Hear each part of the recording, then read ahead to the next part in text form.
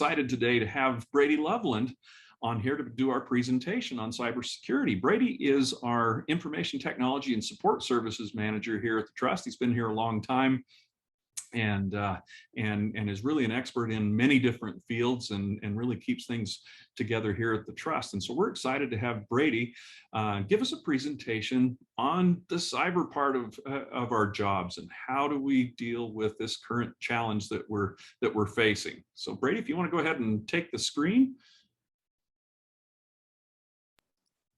Absolutely. Thanks, Jason, for the nice intro there. Like Jason had mentioned, I've been with the Trust for going on 13 years now, but I have about 20, think about it for a second here, about 23 years or so experience in the IT world. And so really kind of the purpose of our meeting today is to kind of introduce some hot topics and focus on some easy picking things that our members can really benefit from. Not necessarily going too much into the details of what the coverage options are with the Trust, other than I can say that the Trust has amazing coverage. If you have any specific questions, feel free to reach out to your specific account executive, and they'd be more than happy to answer those questions for you. And also, like Jason had mentioned, we'll go ahead and have a little Q&A at the end. And we'll kind of go from there. So give me just 1 second. I'm going to go ahead and share my screen. Let's see. Okay, everybody should be seeing a blue animation for just a second, and then I'm going to go ahead and start this. And of course, it switched to the wrong thing. Hang on just 1 second.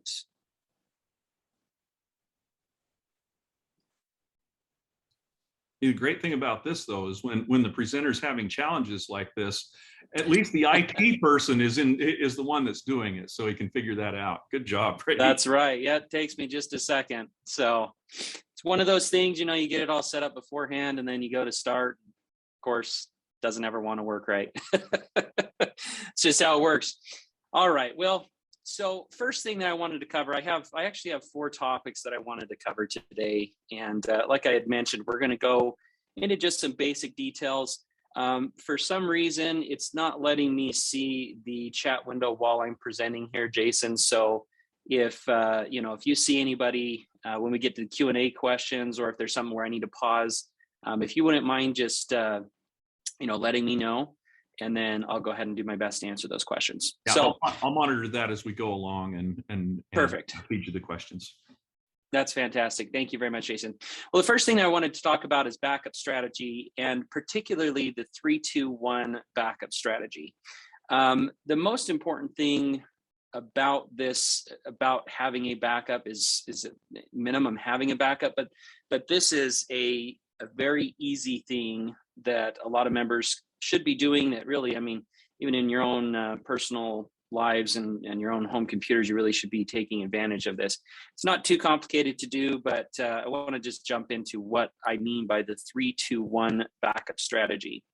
The first thing is that you have 3 total copies of your data. Okay. Of those 3 total copies, 2 copies are stored locally. That could be maybe the copy on your computer. It could also be a physical backup, tape backup, an external hard drive backup, just some kind of additional backup that's locally on premise, which means like inside of your environment, it's easy to get to. And then you'd also want to have a offsite backup. So there's your 3 total copies, 2 local copies on different storage mediums, and then 1 offsite. And let me talk a little bit about why you want to kind of have it structured that way. If you only had 1 backup, and let's just say it's in the same environment, and without getting too gloom and doom, but your building burns to the ground, the computer implodes, there's a break-in, something like that, and they steal the original copy as well as your backup. Well, what's your next step? What can you do? And so the Trust, for example, we actually have more than this. In our environment, we've got multiple backup copies of our actual data, and then we have quite a few virtualization servers that the virtual machines themselves that run a lot of our internal systems are backed up into multiple locations, both on-site and off-site. And so it can kind of seem like that's going to be a lot of work to get that done, but I promise you it's really not that bad, especially if you look at some of these other backup services, which I'll cover in just a minute under the additional resources section in just a second. Then the last thing that's super important about is you want to test this. So it's all well and good if you have a backup set up, but if you're not going and testing it periodically, who's to say that those backups are actually happening and that you know how to recover them, and that the data that once it's recovered is actually something you can really work with. So so that's pretty much it on that. So let me go into this additional resources. The Trust uses Backblaze for some of our backup systems. There's some websites you can go and check here, backblaze.com, backup options. That kind of goes over some of the backup options or suggestions that Backblaze has, as well as a 3-2-1 backup strategy. One of the reasons why the Trust went with Backblaze is because the cost is very inexpensive. For our local workstations, we back them up, it's like $6 a month for unlimited storage, so very, very inexpensive. And then for backing up our servers, we use their B2 Cloud, which is still by far the most inexpensive backup system out there. So we use a couple different products that Backblaze provides. And then finally, one other thing that I want to cover is under the additional resources is the criminal information. I am totally drawing a blank here on exactly what that acronym is, but this is the United States government criminal information. That's what it is. Criminal Information Security Administration. So basically, they kind of focus on all of the different best practices and things like that. And so this URL Cyber Essentials is great to go in. They cover some backup strategies and some suggestions there.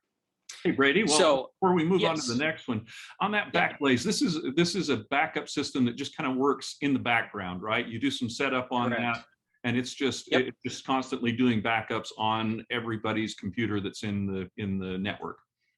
Correct. Yeah. So you can actually set up with individual accounts with Backblaze where you're just backing up one computer, and they also have business accounts where you can have a local administrator inside of the organization or a third-party partner or something like that that's kind of administrating all this for you, and they can push out the backup client. But yes, in essence, basically once that's installed on your computer, it's going to by default back up everything on your computer as changes occur. So it's kind of a live backup.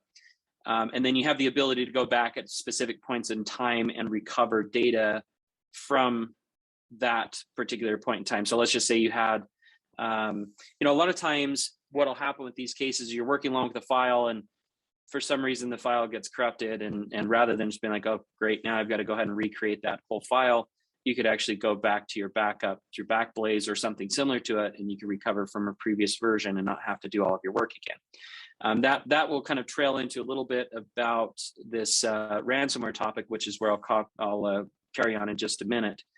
But Backblaze is configurable, so if you have limited internet or if you wanted to prevent backing up at certain times of the day, things like that, you can configure that as well. So you could do, hourly, daily, whatever kind of backups you want to do versus just the ongoing. So good question. Thanks, Jason. So it's really, it's a day-to-day thing. I have a file get corrupted, I can go back and get that. But it's also if my laptop gets stolen when I'm out there, I can actually go back and recreate that. That's correct. Yep.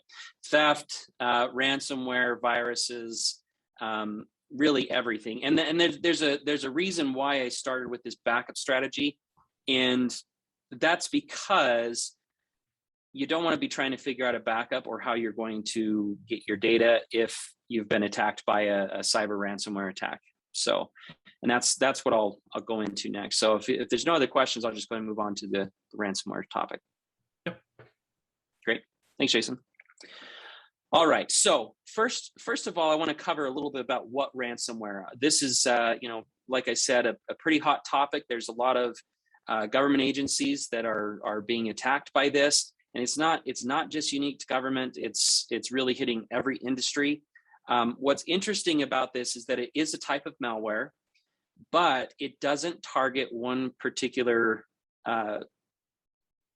environment or user base or anything like that. I mean, it can really attack Macs, PCs, Linux devices, government, doesn't matter. It doesn't really care who you are. A lot of these ransomware attacks are completely random. There are some spear phishing attempts where they'll, maybe send a targeted email to your whole organization, but a vast majority of these are just frankly coming up from pop-ups on the internet, other advertisements, people not really doing the basic, updates on their computer, stuff like that. And so anyway, long story short, it's a type of malware. It encrypts all the files on the infected device. And so in order to get those files unencrypted, you have to pay money. So they're ransoming your data. And obviously people would prefer not to pay money to get their data back. And so that's why it goes back to backups. What kind of backup do you have put in place? What's nice about this is that, let's just say you have a on-premise backup and you have multiple locations for those backups. If your computer was compromised or a server or something like that, and all of the data on that server was encrypted, if you have multiple backup locations, generally best practice is to set those up with different credentials, different access levels and things like that, so that you could easily or somewhat easily recover portions of data or entire servers. Going back to how the trust is structured, if we had a ransomware attack in here, I'd be like, well, shoot, that's a bummer. I'll just go ahead and restore the entire virtual machine server from 15 minutes ago, and we'll be back up and on our way. We have fast storage mediums. So, I mean, really, unless the building burned to the ground, we could get back up and running within, 30 minutes to an hour, depending on what we needed to recover. And so that's recovering from our on-premise backups. If it was, again, the building burned to the ground, or there was something that, let's just say like the local backups got encrypted as well, then we'd have to recover from our offsite backups, which would take a little bit longer just because you have to download it from the internet, but still you'd be able to recover that data. So any questions on ransomware? I'm going to cover a little bit about how to avoid it, kind of on my next topic coming up here in just a minute, but I wanted to pause just a minute in case anybody had any questions specifically to what ransomware is. Yeah, we don't have any questions right now, but just a reminder to folks, if you do have a question or comment, type it into the chat box and we'll answer it. Awesome. Thanks, Jason. All right, so delving into these additional resources, I've got quite a few here. Again, this CISA.gov, Stop Ransomware, Ransomware 101. There's also Ransomware Guide. This Ransomware Guide is really helpful. It kind of covers, so the Ransomware 101 kind of, goes into the basics of what ransomware is, that kind of thing, just like what I had talked about earlier. The Ransomware Guide goes a little bit more into detail, best practices, how to avoid ransomware, what to do if you suspect that you may have been compromised by something like that. So definitely go check out those resources. And like I said, when I get to the end, you don't have to write these down. We're going to have a nice slide that's going to have everything on it. And certainly, we'll be sending out some additional documentation for this as well. I'll send out a copy of the slide with all of those links to everybody that signed up for the webinar. It's perfect. Thanks, Jason. All right, so the last topic that I want to cover before I jump into my final topic, which is training, is multi-factor authentication. Again, the purpose of these trainings is to kind of focus on what I would consider low-hanging fruit. It should be fairly easy to set up multiple backups, fairly easy to understand what ransomware is, how to respond to it, and then also multi-factor authentication. So let me talk a little bit about what multi-factor authentication is. I'm sure some of you have already seen this. If you're not, I highly, highly recommend going ahead and doing it.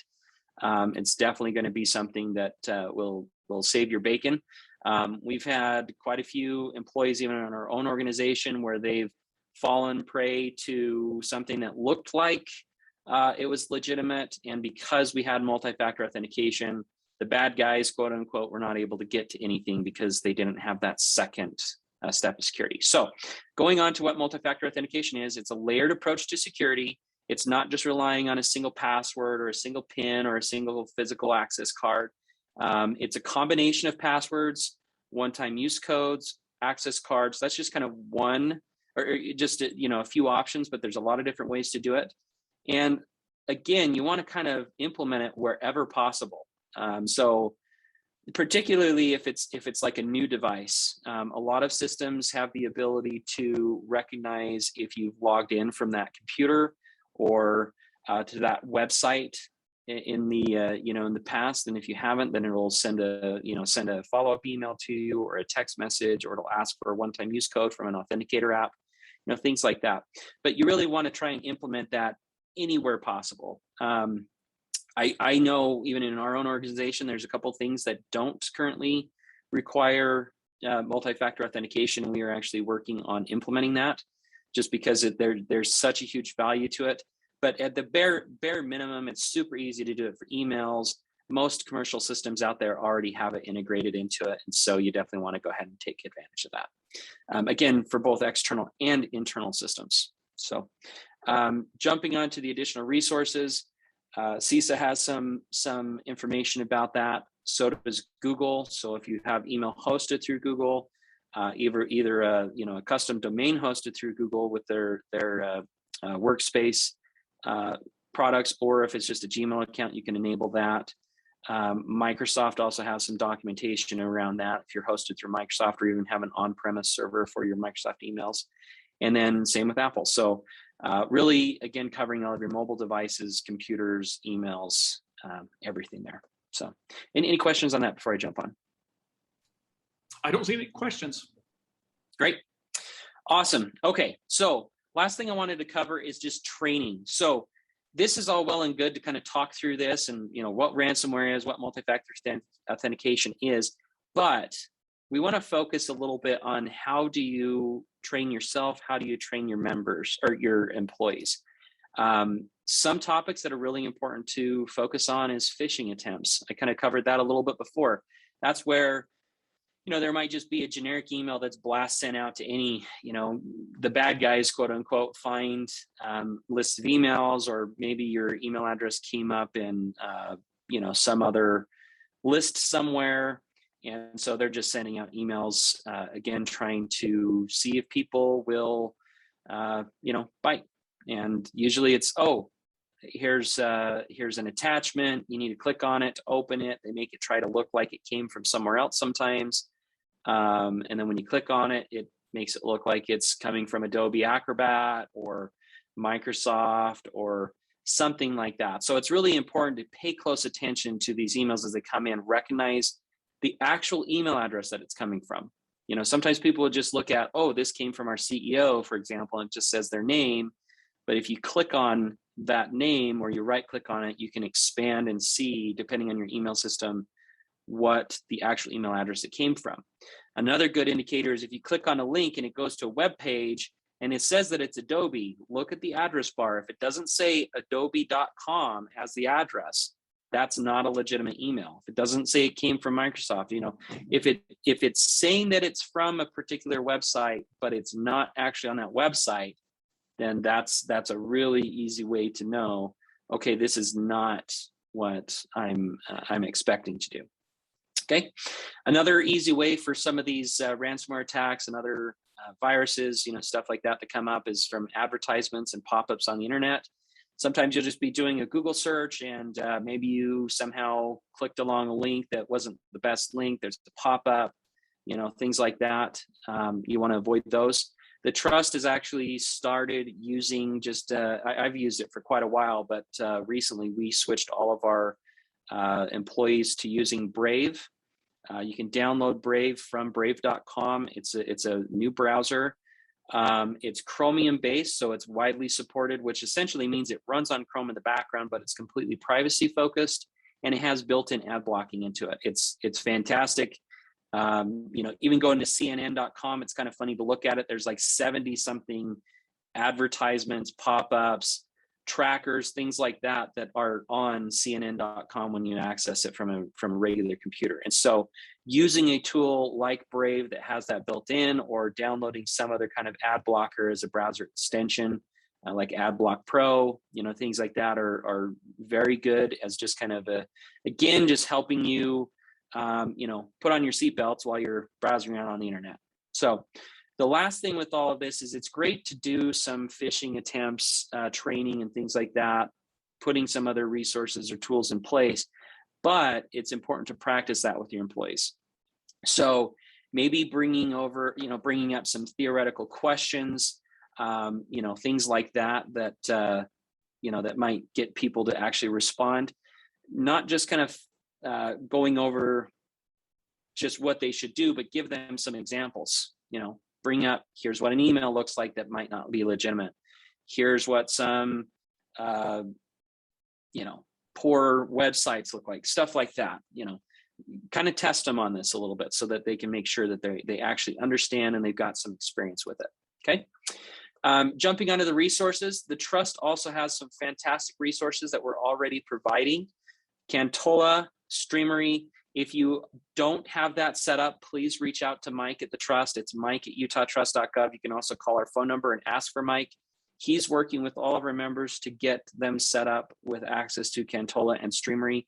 Both of those websites have some excellent training resources, not just for cyber things, but they've got stuff over, for the coronavirus. They have, ergonomics, safety. There's a lot of stuff, and I'm sure, Jason and his team has been pushing this on other resources. But again, we just want to pitch that. Very, very valuable resources. You definitely want to take advantage of them as much as you can. And then again, CISA has some additional training resources specifically with the Stop Ransomware training. Any questions on that, Jason? Oh, we've got a question on Brave. When you use Brave, what happens when the web page asks to allow advertisements? Does it override the request to turn off the ad blocker? That's a really good question. So I think what this particular individual is asking about is that oftentimes if you're using an ad blocker, you go to a website and you might get a little notification that pops up that says, hey, we're supported by advertisements on our website. Let us have advertisements so that you can browse that web page. There's what my experience has been with that is if it's a legitimate website, for example, the weatherchannel.com, they have a similar pop-up, but they have an option in there that says, no, I'm sorry, I've got to block the advertisements. I don't want it. You can kind of opt out and it won't bug you again. There's some other websites that I've gone to where they're pretty persistent and they don't want you to use an ad blocker on their webpage. What I personally do and what I suggest to my staff, and I would also suggest to you, is that if you're going to that website, you need to be very careful that you fully understand, what it is you're going on that website for. And if there's anything that looks questionable, be very cautious about it. Especially if you have the ability to go to a different website and get the same information, that's probably, not a bad idea. But Brave does give you the option. There's a little shield up in the top right, and a lot of other browser pop-up blockers work the same way, that you have the ability to turn on certain things, but turn off others. So you may find that, okay, you may need to allow advertisements, but you could block trackers. That's probably like the next best thing if you really need to go to that website. So good question. Yeah, great question there. And boy, I'll tell you, as I've used Brave, that's one thing that's been, that's really stood out to me, because it gives you a number and it tells you up in the corner, and it tells you how many of these trackers and pop-ups and everything it's blocking. And it's amazing the number that are out there. And it's actually changed my browsing habits because of that. Hey, this website is really out to get me. So Yep. Puts a good awareness on there. It's kind of fun too. If you open up Brave, the landing page you go to has some little metrics on it. It says, blocked this many thousands of advertisements, and they even estimate how much time you've saved and how much data you've saved by not loading those advertisements. So pretty powerful tool. Yeah. folks, if you have questions, please type those into the chat box, and this is your opportunity to stump Brady on a question. He's really sharp on this stuff, and a lot of times he'll tell you just to restart your computer, but he understands why. That's right. Yep. Exactly. Yep. Try to train our staff. Hey, first step, have you rebooted yet? So, but yeah, maybe while some of those questions are coming up, I'm just going to go ahead and pull up this last slide. This is the additional resources slide. This covers all of the different websites that I brought up on, while I was going through my training. Whoops. I'm going to go ahead and pull this up over here, just so you guys can see it a little bit better. There we go. I'll hide some of this stuff off the side so that we can keep this other stuff going with some of the questions that might be coming through. And once again, we'll send this slide out as a PDF to everybody that signed up for that. Yes, Brady, we've got a question. Definitely. We have a question. Yeah, go ahead. Have you guys considered putting together your own training for normal workers? Yeah, so are they specifically asking about training for normal workers as far as IT and cyber goes? Is that kind of what they're? I'm just guessing. I'm just guessing from what it is, but it's my guess for that is the average.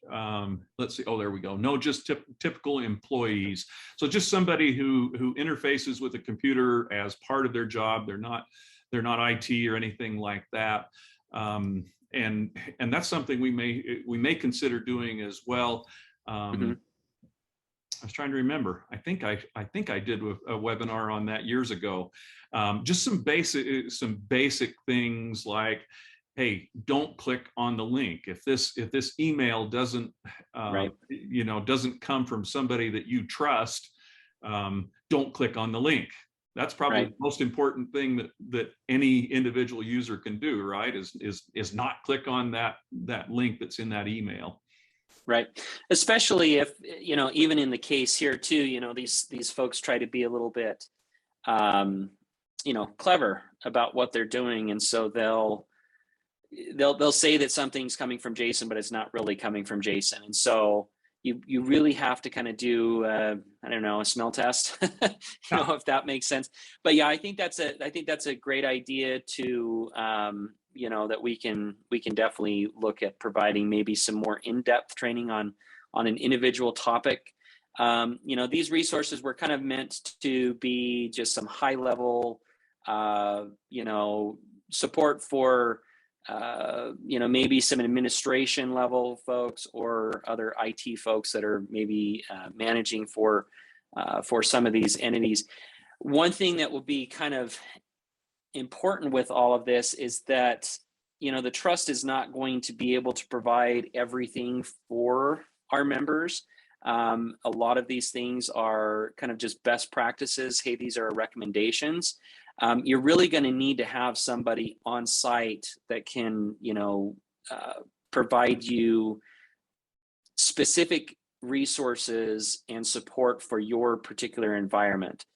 And if you don't have somebody already in-house, the state of Utah has some great resources at the purchasing.utah.gov URL.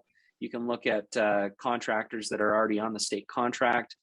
Or just look around, even on Google, IT support near me, stuff like that. There's tons and tons of companies out there along the Wasatch Front, but there's also quite a few, really even in some of the rural areas. One thing that I was thinking about that I forgot to cover here in the ransomwares, sometimes I feel like, maybe not specifically to members, but I think people just in general might have a false sense of security. And I might say, hey, I've got one computer for our entire organization.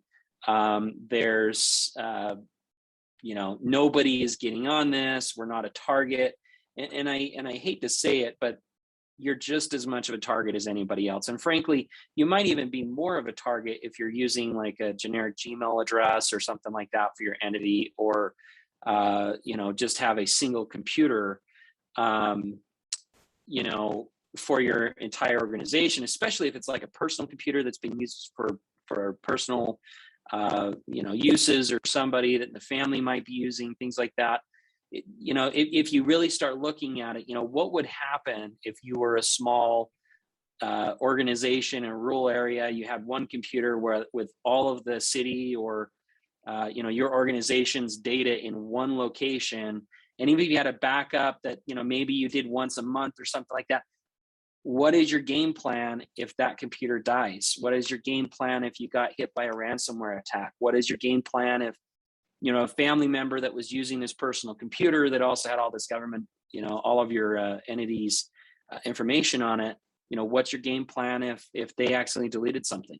And so you definitely don't want to be in the position of, okay, now we've lost all of our data, or it's been encrypted, and now we need to go and file a claim to try and get them to pay or recover that. I mean, it's much easier to do some basic preventative maintenance, especially when the cost is so low. I mean, the backups, like I said, it's very inexpensive. Doing the bare minimum of backing everything up on your computer offsite is, like I said, it's $6 a month.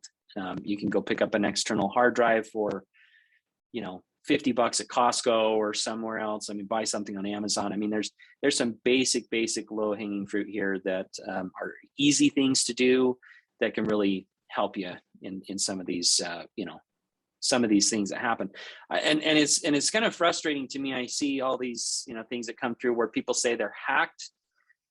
Most of the time they're not really hacked. It's they've fallen prey to an email that came through. They've fallen prey to a pop-up that was on the internet. They've, something like that, where they thought they were entering in information for banking or credit card or the password for something, and didn't pay close attention to where they were doing it. And so it's very critical that we obviously take care of that for ourselves, but we also want to make sure that we're relaying that information for anybody that has kind of an exposure there.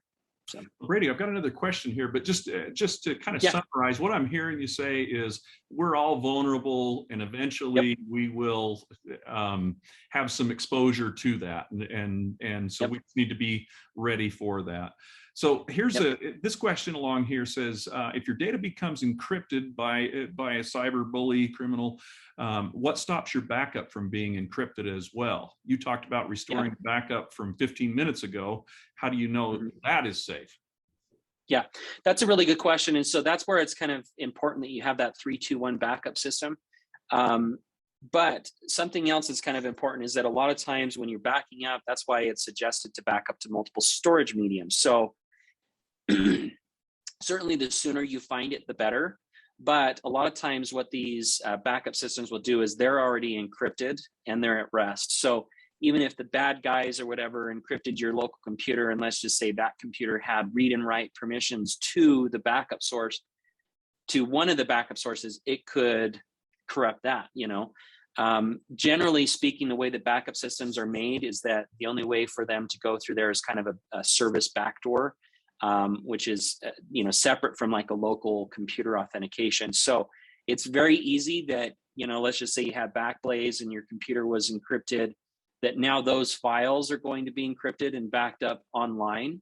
But what you could do is you can go and recover data before that happens. So because those encrypted files are now up there, doesn't necessarily mean that they'll infect the rest of the files, because what happens is that encryption process is actually running as like an application, as a virus, as malware on that computer that was infected. And so that brings up a really good point why it's important to also make sure that you don't have like a single administrative account used across multiple computers that may also have access to like a server. Like you wouldn't want to use an admin account that's the same on a server as it is on a workstation, because if that administrative account got compromised on a workstation, those tools have been, they're clever programming. They've been designed specifically to go out and look at, okay, now I've compromised this computer. Let's go and check anything else that I also have read and write permission to.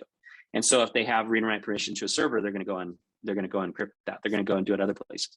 I'll give you an example. Years ago, we actually had somebody in our organization.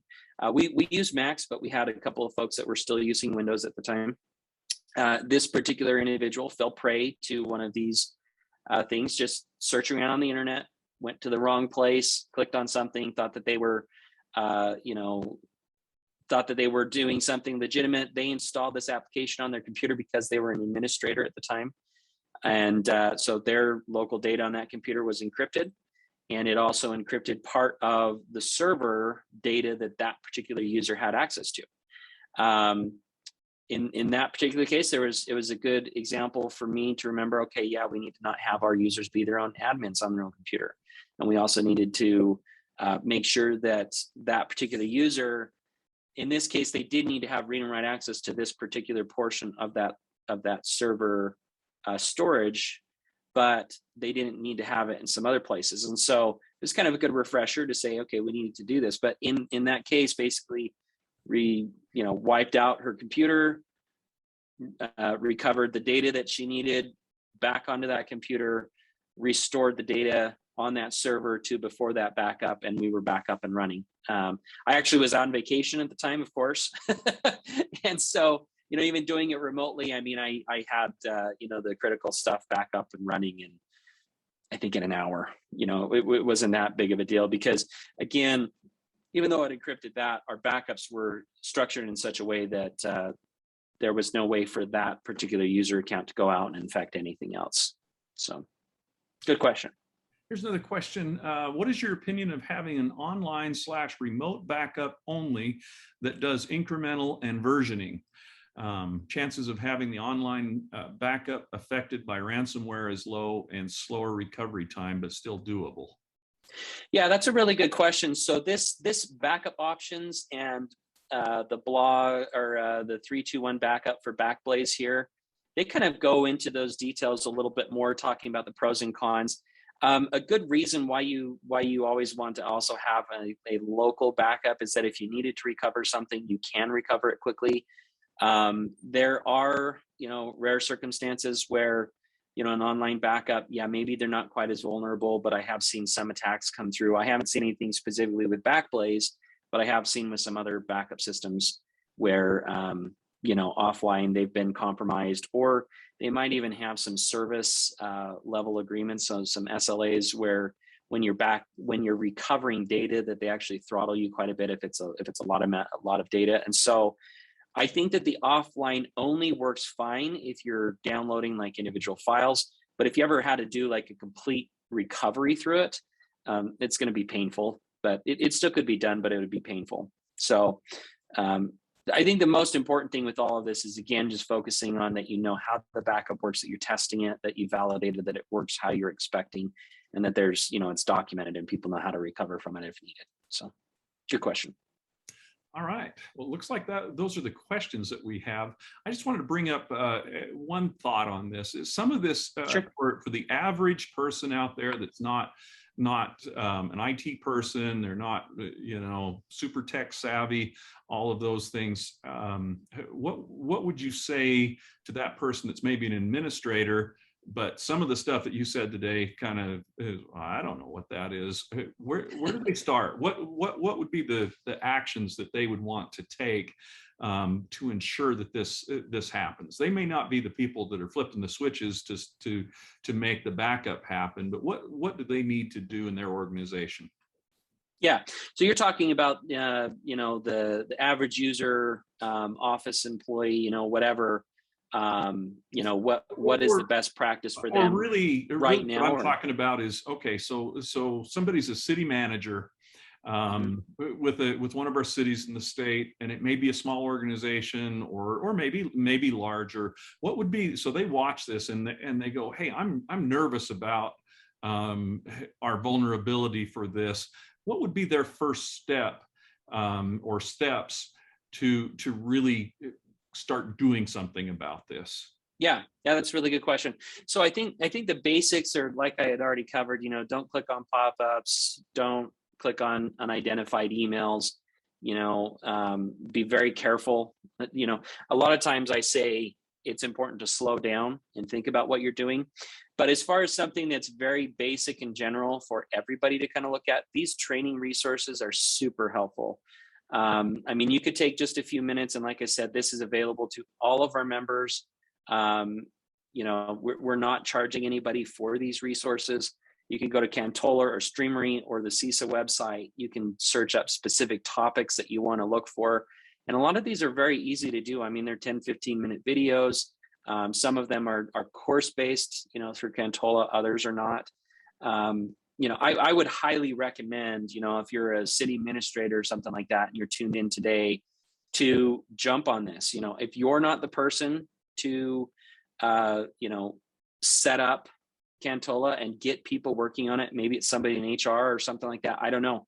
You know, get the right person that can be there to start pushing this out to your employees, because it would take just a couple of minutes to get somebody set up and then say, okay, now we want to do some basic training, you know, email etiquette, what to look for in an email, you know, things like that. You can jump on those things really easily. So, yeah, does that answer that question for you, Jason? And really, I guess the direction I was kind of going is start the conversation.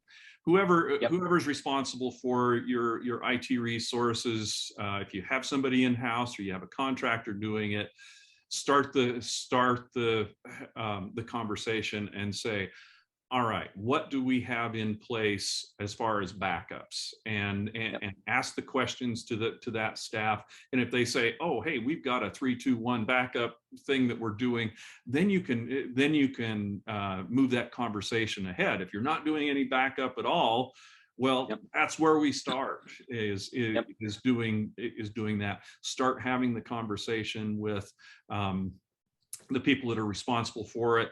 If I've got nobody responsible for it, that's where we probably better start, is where do we really stand? I've got to know my location before I can take a step in any direction. So that was kind of the direction I was going on that. Giving the plug for the IT folks to just get the conversation going and then take steps. Yep, absolutely. Yep, those are definitely some good, you know, first steps. And, you know, definitely on that backup, they say, you know, oh, we're already doing it. Cool. Is it documented? Can you show me? You know, when was the last time we tested it? It's, you know, we should be asking those questions. You know, I mean, test them on it. Make sure that, you know, we're not just getting it's working, but, you know, you don't want to come to, okay, now we've been attacked and it really wasn't working, you know, kind of situation. And so, definitely a good starting point. You know, start it there with your IT resources. If you don't have one, then that's the next step that you should be taking. Find a partner, you know, bring somebody in-house, something like that. I hate to say it, but you really got to put some money and some effort and some time into these IT resources. It's not going to settle down. You know, IT and computers and technology are just becoming more and more of our everyday lives. A lot of organizations have just kind of gone with, you know, their you know, just saying everybody just use your own personal computer and thinking that that's a safety, because then they don't have to have any IT infrastructure. And realistically, that probably puts you at a bigger risk, you know, because now you don't have as much control over those devices. And so, good feedback there, Jason. So, and then certainly I was going to also mention, you know, obviously if people have specific questions, or, you know, hey, here's our, you know, if you guys are looking for some suggestions, feel free to reach out, you know, to loss prevention or to myself. I'm happy to answer questions. You know, I guess my contact information isn't on this slide, but, you know, it's just brady@utahtrust.gov. You can call the trust and ask for me as well. You know, I mean, like I said, we're not going to, we probably don't have the time and resources to come up with every solution for you, but we can definitely help get you pointed in the right direction. So awesome. Thanks, Brady. I sure appreciate all of this information, and I appreciate everybody for attending today. I guess once again, get started on it, and we'll all be better as we go along. Thanks, Brady. Appreciate that. Fantastic. Okay. Yep. Thanks, everybody.